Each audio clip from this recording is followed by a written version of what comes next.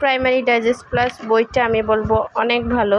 যারা বিগিনার আছে তারা এটা দিয়ে প্রাইমারির প্রস্তুতি আসলে শুরু করলে ভালো হয়।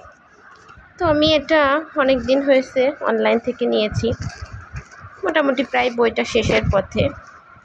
তো আমি একটা জিনিস দেখলাম, মানে এই বইটা মানে বিগিনারদের জন্য খুবই ভালো, খুবই ভালো। আর সবসময় চেষ্টা করবেন একটা দাগাই দাগাই পড়ার জন্য। যে কোনো বই আপনি যদি খুব সুন্দর করে বুঝে বুঝে আপনার টার্গেট নেবেন, যেমন 1 সপ্তাহের হইতে পারে, তারপর একদিনের হতে পারে, যে আজকে এই টপিকটা আমি শেষ করবই। আসলে এইভাবে যদি টার্গেট ধরে পড়া যায়, তাহলে যে আমার বইটা ছিঁড়ে ফেলছে আমার বাচ্চাটা।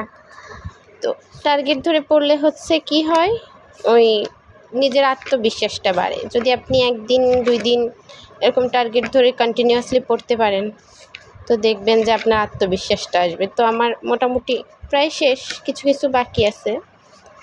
বিশেষ করে গ্রামার চ্যাপ্টারগুলো একটু করবেন, সময় নিয়ে পড়বেন, বুঝে বুঝে। আর এইগুলা হচ্ছে মানে যতই পড়বেন ততই ভুলে যাবেন, কিন্তু এগুলো বুঝে বুঝে পড়লে মনে রাখার মতো। মুখস্থ অতটা আমি করি না, যেটা আমি করি যেটা হচ্ছে আমি একই জিনিস বারবার পড়ি, প্রতিদিনই একবার হয়তো রিভাইজ করি। বারবার পড়ার কারণে শব্দগুলো আমার পরিচিত হয়ে যায়, যদিও আমি ভুলে যাই, মনে থাকে না, তারপরেও প্রতিদিন একবার করে নতুন টপিকে যাওয়ার আগে পুরনো পড়াটা আরেকবার পড়ে নিই। তো ওই ক্ষেত্রে কি হয়, আগের পড়াটা আমার আরেকটু ভালো মনে থাকে। কালকে যদি আমি 3টা মনে রাখতে পারি, তাহলে তার পরের দিন পড়লে আমি 5টা হয়তো মনে রাখতে পারি। তো এটাই আসলে। আমার একটা স্যার ছিল, উনি বলতো যে যতই পড়বে ততই ভুলিবে।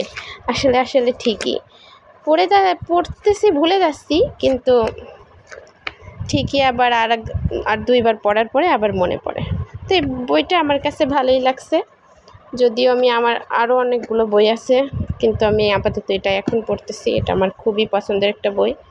বুঝে বুঝে আসলে যে কোনো বই শেষ করতে পারলে আপনি খুব ভালো কিছু করতে পারবেন, যদিও আমি এখনও ভালো কিছু করতে পারিনি। ইনশাল্লাহ, আল্লাহ যদি সহায় হয়, দোয়া করবেন। টাটা।